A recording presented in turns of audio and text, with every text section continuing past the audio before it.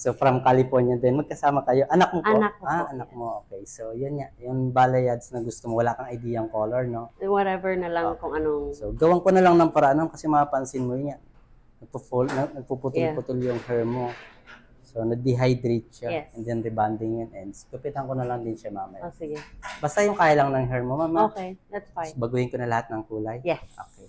Ready ka na? Yes, Okay. I'm ready. Thank you. Thank Pa-prepared you. ko lang, ma'am. Okay, thank you. Wow. Ito na siya. Yes. Ito na yung transform ng buhok mo. Yes. Thank you. Thank you. Wow. Nagawan pa natin ng paraan. Oo nga eh.